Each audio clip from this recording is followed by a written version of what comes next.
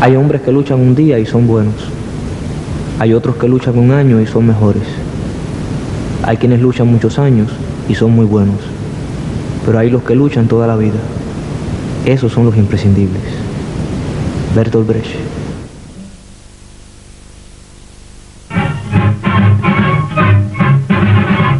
Buenos Aires se apresta a dar la bienvenida triunfal a Vito Dumas, cuya hazaña audazmente cumplida a través de 3 océanos ha provocado la emocionada admiración del pueblo.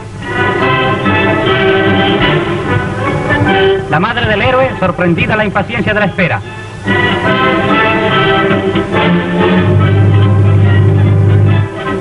Ya llega escoltado por una caravana de embarcaciones a motor y minúsculos balandros a vela el Lex II. Extraordinaria multitud, en incontenible manifestación de entusiasmo, se aprieta en los muelles, en la escollera, en los murallones del puerto, para Tristino, que acaba de dar la vuelta al mundo, cumpliendo una proeza sin precedentes en la historia de la navegación.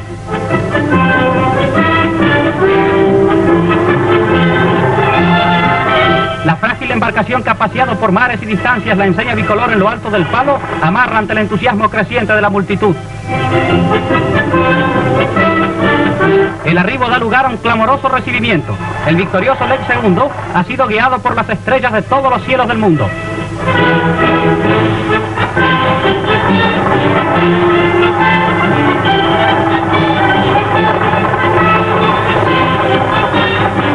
El secretario del Yacht Club argentino, señor Aguirre, felicita a Dumas por la brillante hazaña. Después de desafiar el espacio, la soledad y el peligro en sus correrías de infinito, pisa tierra firme en su patria Vito Dumas, el intrépido navegante solitario. Vito Dumas no es solamente la vuelta al mundo. O sea, implica un momento del quehacer nacional muy interesante para lo que pensaba hacer la Argentina en ese momento. O sea, se despega un montón de personalidades en el país que llevan el nombre internacionalmente en varias áreas: la ciencia, el deporte, las letras. O sea, el país pintaba con una gran esperanza de lo que tenía que ser la Argentina. Y mi padre se siente contagiado con toda esa grandeza que esperábamos nosotros de este país. Él era un hombre que, cuando comienza en su libro, dice por qué hizo el viaje, para dar un ejemplo de la juventud, para darse cuenta que no solamente lo material era importante, de que había muchas cosas más importantes. Primero fueron los comentarios, como siempre, por casualidad escuchas hablar de alguien y después querés profundizar para saber, para llegar a tu verdad, para conocer más profundamente, ¿no? Y leyendo las historias, primero este viaje que hace en solitario en el Lex I, comencé a gustar de la filosofía de Dumas, más que tal vez de las narraciones de su navegación. Me gustó el ser humano.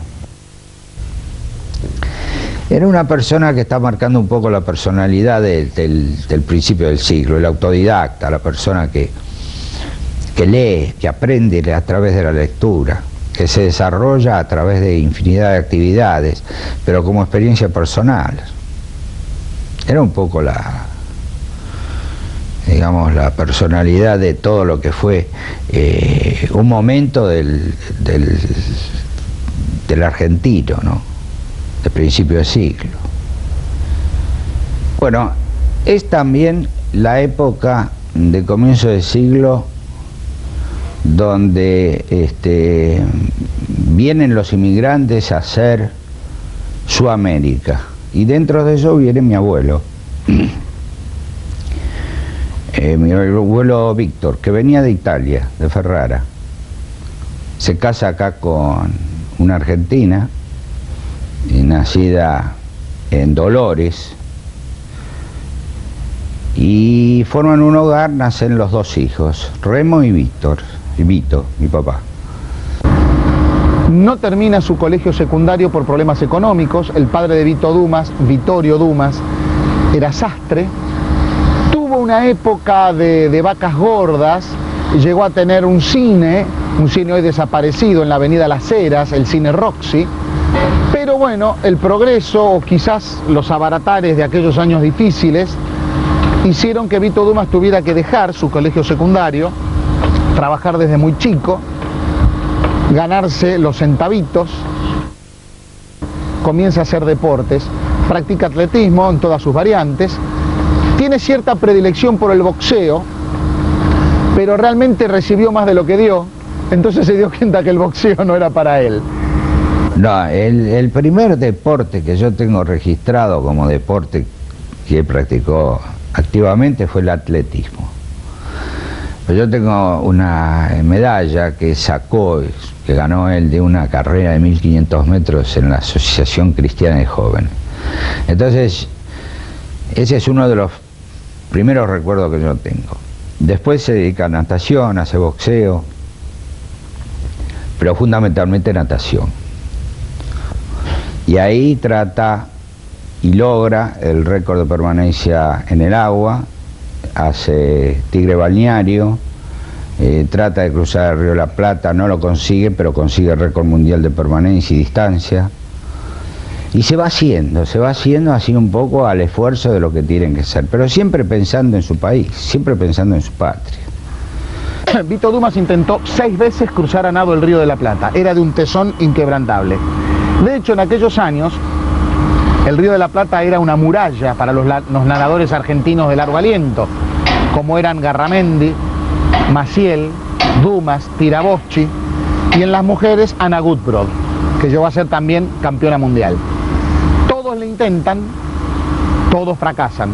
Vito Dumas lo intentó 6 veces y 6 veces de Colonia para acá, se largan tormentas, todo mal, no se puede cruzar. De repente aparece una piba, 18 años, Lilian Harrison, flaquita, oriunda de Quilmes. Bueno, se va a Colonia, se tira desde el viejo muelle de madera, aún existente hoy, el viejo muelle, los navegantes van a ver el viejo muelle, bueno, desde ese muelle, y llega a Ensenada. Y bueno, el primer argentino que cruzó, el primer ser humano que cruzó a nado el río de la Plata fue una mujer, Lilian Harrison. Por supuesto, a partir de ese entonces, Vito Dumas decidió el río de la Plata, no intentó cruzarlo más. El tigre empieza a navegar en barquitos chiquititos, de un solo palo, y parece que le gusta mucho. Y sigue navegando, y cada vez se aleja más lejos. Y un buen día, con un amigo, deciden ir a Quilmes. Gran travesía. Se armó un lío, porque pudieron ir, pero no sabían volver, porque tenían vientos en contra. Entonces el amigo se vuelve en micro, Dumas se queda en Quilmes, en el actual Club Quilmes, Club Náutico Quilmes, espera que el viento rote y vuelve. Y según él escribe en algunas cartas que tuve acceso, ahí descubrió algo que lo cautivó para siempre. Estar solo, navegando, le posibilitaba una comunión con la naturaleza y con su interior que ninguna otra actividad le permitía, ni siquiera la natación de fondo, porque tenía que estar concentrado en lo que hacía, el ejercicio, y empieza a navegar hasta que un buen día se anima y cruza el charco, llega a Uruguay, a Colonia, ahí se hace de amigos y ya empieza a ir y venir a Colonia con cierta regularidad. Te aclaro que ir a Colonia era una pequeña proeza, ni hablar de ir a Punta del Este. Punta del Este en aquellos años era un desafío de palabras mayores. Y se ganaba la vida también como fotógrafo de sociales. En uno de estos casamientos conoce a la que va a ser su mujer. Vito Dumas se casa. Y se casa, pero las obligaciones que tiene como padre las tiene, digamos, en forma esporádica, a pesar de que me quería mucho, porque yo tengo cartas que me manda él de Europa, dirigidas personalmente a mí. Yo tenía 4 años, así que mal podía leerlas, donde me dice el afecto que me tiene, la necesidad de estar conmigo, Pero desgraciadamente hay otra fuerza más poderosa que lo aleja de su hogar. Y ahí es como va desarrollándose mi infancia, básicamente con mi madre. El viaje de papá se inicia a Francia en comisión de una suerte de federaciones que lo mandan. Va en representación del Club Gimnasia Esgrima, va en representación de creo que de la Asociación de Box, para ver cómo es el tema de las Olimpiadas. En fin, también tiene un objetivo que se supone es el cruce del Canal de la Mancha, nadando. Y este es un tema bastante controvertido porque la correspondencia que yo tengo de él no habla mucho de la natación, habla más de la navegación que de la natación. Y yo llego a la conclusión de que él va con un principio sí de nadar, de hacer algo, pero digamos las condiciones allá no se dan. Cuando él llega a Brasil en el barco, Nueva Zelanda se llama el barco que lo lleva a Europa, tengo una cartita arriba, una carta, una postal, donde dice que el capitán del barco le ha enseñado a manejar el sextante.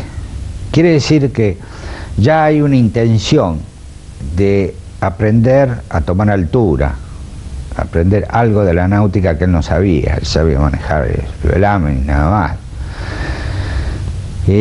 Yo pienso que eso se va incorporando en él y al final cuando él no puede hacer cumplir con el objetivo básico que era el cruce del Canal de la Mancha, dice tengo que volver con algo y se viene con un barco, y si no era con un barco se iba a venir con un avión, pero con algo iba a venir, porque era así.